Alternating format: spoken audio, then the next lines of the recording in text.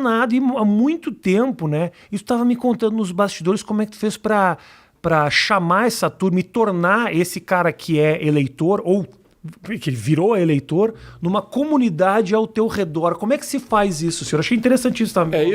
Eu, quando acabaram as eleições de 2018, eu me preocupei muito com o que vinha no Brasil. Não é porque eu sou profeta, é porque eu conheço muito a realidade brasileira. Eu tenho 40 anos de experiência, não é? E, felizmente, nenhuma vez eu tive que responder por nenhum mal feito, nunca, nem para ser absolvido, e sempre saí pela porta da frente com muita popularidade, porque, enfim... E é uma experiência que me faz conhecer a geografia brasileira, as pessoas, e eu sabia a merda que ia acontecer, desculpe aqui a expressão. Por favor, merda é o mais simples que passou. Eu sabia o que ia acontecer, então eu pensei, eu preciso ajudar o Brasil. 14 milhões de votos quase que eu tive, então não tive a honra de ser eleito, mas 14 milhões de votos me dão uma legitimidade para ser uma oposição. E eu dizia, a oposição não é quem ataca, quem fala mal, quem bota defeito, quem se descompromete com melhor seria se melhor fosse. Eu tenho que tentar ajudar o povo brasileiro a entender o tamanho do problema, a raiz, de onde é que veio o problema, por que tem tanta gente desempregada, por que o juro brasileiro botou 70 milhões de pessoas no SPC, mergulhar nas coisas que eu sou há 40 anos dedicado a estudar, estudar com técnicos e com coisas e com a minha vivência. E aí resolvi, isso é a resposta prática, eu resolvi que não era subindo o morro, onde eu adoro, a favela, a praça, que é a hora da campanha, porque o nosso povo está muito machucado, muito descrente na política, com toda a razão. Eu pensei, quem vai poder ouvir isso, mastigar isso, não é? e preparar uma corrente de opinião no Brasil são os jovens que não têm o cacuete, os vícios, o fanatismo lulopetista ou bolsonarista, porque parece assim que se o Lula andar pelado na rua, o Bolsonaro andar pelado na rua, se chamar Jesus de palavrão, o outro chamar, não acontece nada. Essas pessoas relativizam e está tudo bem e tal, e isso é um desastre, não é? E aí funcionou. Eu estive durante 3 anos falando por horas a fio em todas praticamente as estruturas da Universidade Brasileira, falando para os jovens 1h30, falando 1h30 respondendo perguntas e convidando as pessoas a se engajar na luta. Não era na minha facção. Se engajar na luta, compreender o problema do Brasil, porque o que precisa ser feito vai precisar de um envolvimento consciente das pessoas. E funcionou. É uma coisa impressionante como daí para diante, e eles são duros, eles não são um negócio de Maria vai com as outras, não. Eles reclamam, me criticam e eu absorvo isso e tenho sido cada dia melhor, menos por mim, mas porque estou virando esse intérprete fiel, né, de uma corrente de opinião que compreende o Brasil e que tem uma proposta para o Brasil que a gente chama de Projeto Nacional de Desenvolvimento.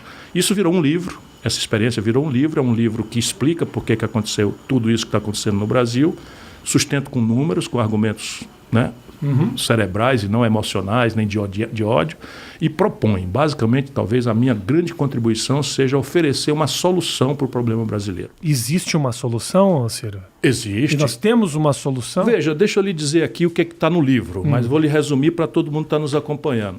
Entre 1930, que é um ano importante para a história brasileira, houve uma revolução que mudou a lógica de organizar a economia do Brasil, a lógica de inclusão do Brasil no mundo, inaugurou o direito de voto das mulheres. É uma revolução modernizante que acontece no Brasil. Pois bem, desta data, 1930 até 1980, são 50 anos, meio século. O Brasil, Rafinha, foi o país que mais cresceu na história do mundo capitalista, do mundo inteiro. De 1930 para cá. 50. 50 anos crescendo numa média perto de 7% ao ano. Olha, meu irmão, não tem ninguém. A China precisa 15 anos para... Eu brinco sempre, a China é aqui, ninguém precisa olhar exemplo dos outros. E, de repente, de 80 a 2010, o Brasil cai para 2,5%. Olha aqui, resto de ditadura, maluquice do Collor, o conservadorismo lúcido do Fernando Henrique, o nacional consumismo do Lula, a tragédia da Dilma, o golpe do Michel Temer, o Bolsonaro... O Brasil cresce 2,5%. Nossa, você em uma frase resumiu muita desgraça aí. E essa é a tragédia brasileira que os números vão iluminando. Se a gente não deixar o barulho, a zoada, pensar. Pensar. Então, números. Entre 1930 e 1980, o Brasil cresce 7% em média ao ano. Tá. Isso é fenomenal, porque nesse ambiente você pode distribuir renda, pode dizer de onde é que vem o dinheiro para pagar uma escola que preste, uma segurança que funcione, uma infraestrutura que seja compatível com a nossa aspiração de modernidade, etc. Se não é mentira. Se não cresce, não tem distribuição de renda, não tem de onde tirar dinheiro para pagar nada, que é o que nós estamos vivendo. Então, em 2010, o Brasil já mostra que o modelo morreu, Mas entre 2010 e 2020, antes da pandemia, eu tiro porque é um número atípico, o Brasil para de crescer, vai a zero. Zero.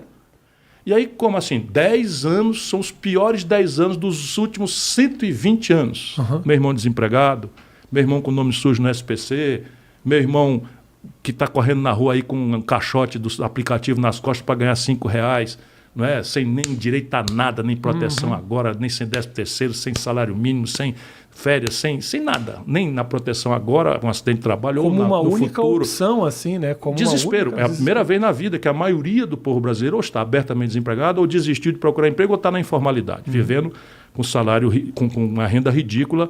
E isso deprime o comércio, deprime a indústria. O Brasil, então, parou de crescer.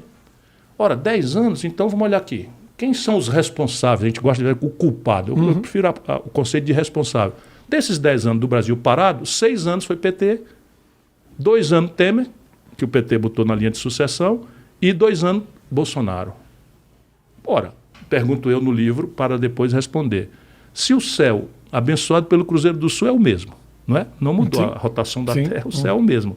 O chão de 1930 não tinha notícia de petróleo. Nós não tínhamos a Vale do Rio Doce, que prospectou uma das maiores províncias minerais do mundo. Nós não tínhamos a Embrapa, que ensinou a produzir soja num negócio que parecia deserto, que era o Cerrado. Portanto, o chão generoso e pródigo é mais do que o mesmo, é muito melhor do que o mesmo, porque agora nós temos petróleo, temos minérios, temos água, temos, enfim, solos agricultáveis, como ninguém no mundo tem. A China depende de nós para comer. Para o brasileiro saber, a China... 1 bilhão e 300 milhões. Então, o maior fenômeno do desenvolvimento mundial contemporâneo depende de nós para comer. Então, veja, o chão é o mesmo, o céu é o mesmo e o povo, na época de 30, desse meio século, era um povo rural, analfabeto, sem oportunidade de nada, que não tinha nem direito de votar porque era tudo controlado por coronelismo de interiores e etc, e oligarquias.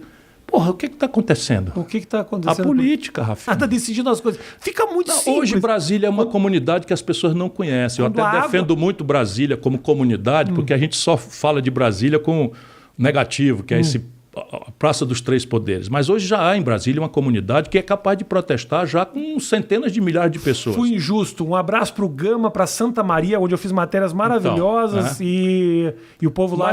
Mas mesmo na Asa Norte... O povo tem um bode do plano piloto. O povo de fora ali. Mas é a Praça dos Três Poderes. A Praça dos Três Poderes é um mundo alienado mesmo. Os três poderes. Tem uma alienação gravíssima. Mas o que eu estou querendo dizer é concretamente, faz parte de como fazer as coisas acontecerem. Então, o mundo inteiro.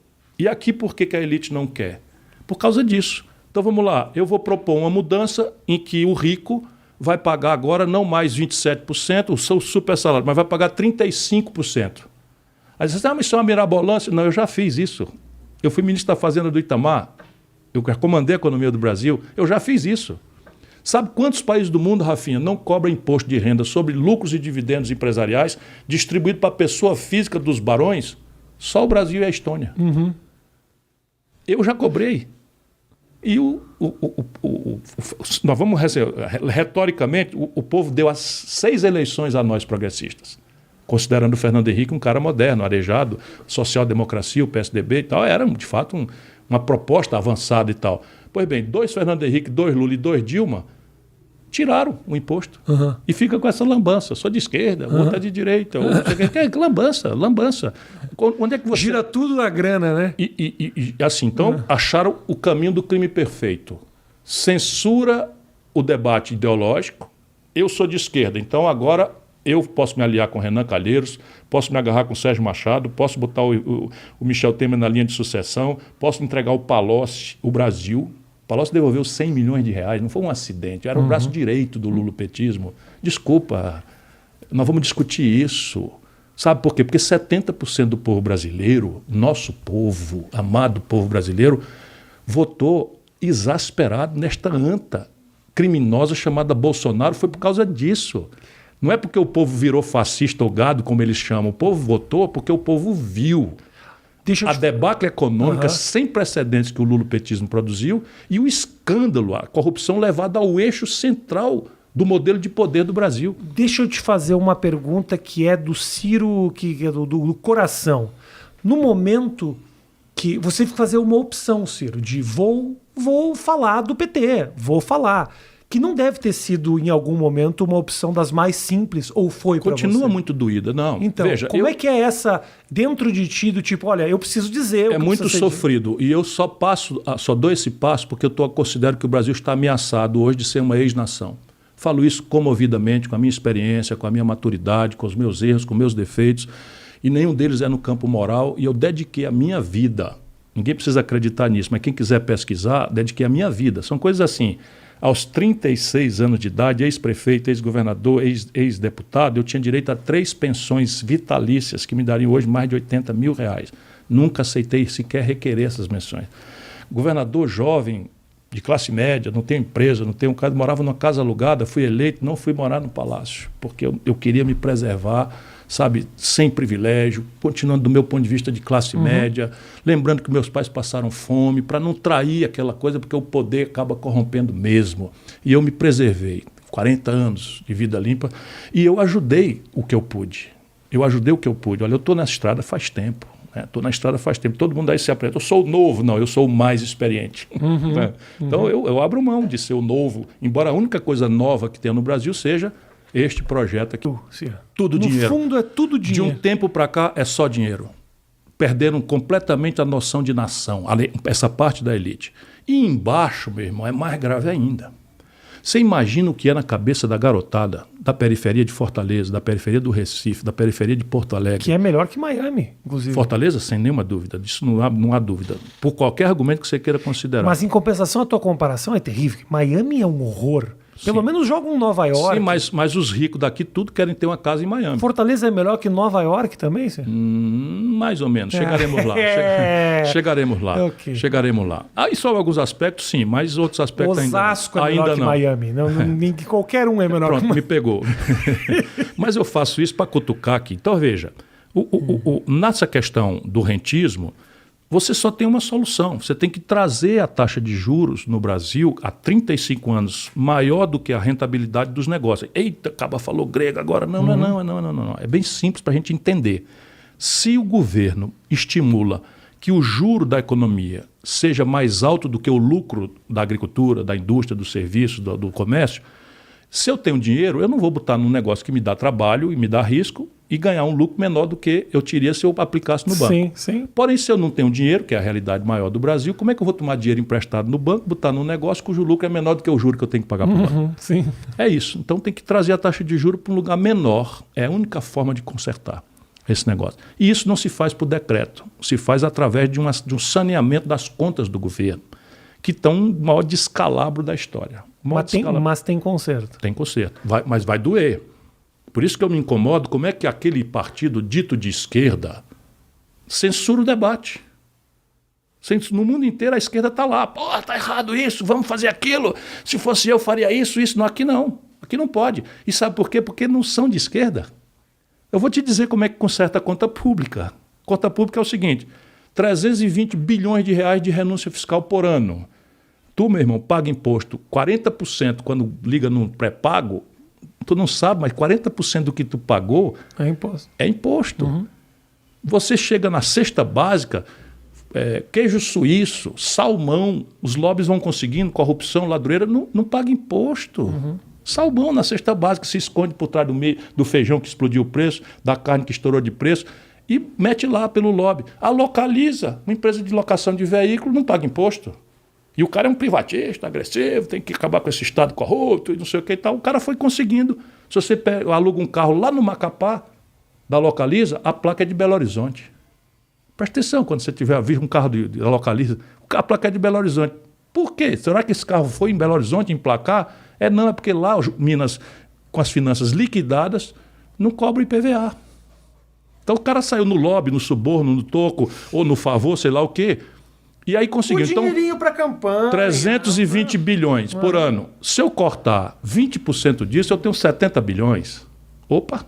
Eu fico só pensando, Ciro, como é que você... Quer mais? Eu acho aqui 1 trilhão já, para tu ver. Agora, só que o que eu tenho que fazer, o que vai ser prejudicado está sabendo. Então, é isso que eu estou te falando. E quem vai ser beneficiado, não sabe. Então, é isso que eu te digo. Como é que você faz para lutar contra esse sistema, que é um sistema extremamente corrupto, um sistema que só fode a população, ou seja, cai nas nossas costas, as multinacionais, as grandes empresas, todas elas têm todas as suas garantias, uma relação com o poder, assim, de prostituição, um negócio terrível. Como é que você faz para quebrar isso, cara? Ciclicamente, há uma exaustão desses ciclos. Né? Então, a ditadura parecia imbatível. E eu estava lá, desde o movimento estudantil, militando. Tínhamos diversas correntes, tínhamos comunistas, eu nunca fui comunista, mas, enfim, flertava ali com a esquerda católica, o partidão, etc. Enfim, sempre fui democrata e tal. Social-democrata, socialismo democrático, mas estávamos todos juntos ali e conseguimos, derrotamos a ditadura. A nossa geração acredita no milagre da política. Eu tenho 63 anos, porque nós produzimos um milagre. Um milagre importante. Na época, uma entrevista como essa dava cadeia para mim e uma tortura para você. Por diversos motivos, Ciro. Ditadura. Por diversos motivos. Então, veja. Mulheres encontram agora. Só isso. Um estudante se reunir dava cadeia. Tal. Então, nós ganhamos essa parada. Uhum. O grande problema é que a democracia não entendeu que a nossa tarefa era dupla. Não era só derrotar a ditadura, que também se precipitou o fim dela pelo colapso do modelo econômico, que vem lá da década de 30, 40, 50, explode. Não é? O Brasil cresce 15% ao ano, em momentos ali da década de 70. O problema não era só derrotar a ditadura, era construir um novo modelo econômico, um novo modelo de desenvolvimento. E a democracia não conseguiu fazer isso. Anunciou uma Constituição generosa, que nossa geração comemora até hoje, porque ela refunda a democracia, as liberdades, etc., etc., mas ela virou um grande estelionato, uma grande mentira para o nosso povo. Ela anuncia um salário mínimo capaz de pagar todas as despesas do viver básico, decente, até no lazer, está lá quase hoje como um insulto, né? Tem que pagar educação, saúde, comida, aluguel, e lazer. Né, da população. Sim. É uma mentira. Anuncia um sistema de saúde generoso, embora seja extraordinariamente importante, mas o Brasil gasta 1/5 do que a Inglaterra gasta por saúde, e os preços da saúde são iguais globalmente. Por quê? Porque o Brasil importa tudo do estrangeiro. Então você tem uma saúde que, ainda que seja precária, ainda é um milagre, mas o anúncio é outro. O anúncio é um sistema de saúde, enfim, de acesso universal, incondicional. Anuncia o dever do Estado de promover uma educação emancipadora. Meu irmão, dá vontade de chorar. Vendo a economia do conhecimento, as tecnologias, sabe, a garotada aprendendo coisas que são... E a meninada do Brasil, beabá, cedilha só, sabe, não é cruel, é cruel. Eu fico indignado, fico exasperado, eu subo parede às vezes, dizer, porra, me dê esse negócio na minha mão um diazinho para ver se eu não mudo esse negócio. E assim, viagem, não, vai ver o que está acontecendo no Ceará, um dos estados mais pobres do Brasil. Nós temos 87 das 100 melhores escolas públicas do Brasil. Não é grana. Sabe, é competência, é compromisso, é sair dessa coisa de demagogia, de rasteira, sabe, que o povo quer uma migalha, um Bolsa Família. O Bolsonaro vai aumentar o Bolsa Família. E aí, PT, faz o quê? Agora nós vamos entender que Bolsonaro foi para a esquerda? Só colher a mão que o dedo é pouco, francamente. Ele teve uma oportunidade única, né, de se render a um sistema que ajudou muito ao PT na pressão da pandemia, ou seja, algo que ele falou que eu nunca faria e agora eu seria obrigado a fazer. Para ele foi maravilhoso. E ele viu o efeito, mas nós que não temos compromisso com esse tempo passado, porque se virou essa polarização, virou uma bola de chumbo agarrando o Brasil no passado. E não podemos aceitar isso, não tem que propor um debate de futuro. Me parece que a mudança, e o que você está dizendo para mim, Ciro, é que a mudança é a consciência política da população.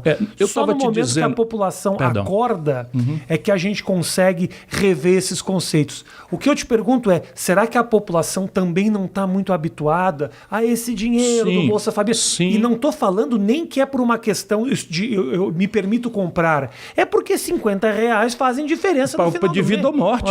Meu filho vai tá com a barriga roendo de fome. Porra, quem me der R$150 para meu filho não passar fome, eu beijo a mão. Então, será que esse ciclo ele não Sim e não. Então, o que eu estava te explicando. Historicamente, nós temos essa grande traição de uma energia mudancista que vem no povo. O povo vai sentindo, e aí tem a disruptura da ditadura, que parecia muito difícil, conseguimos.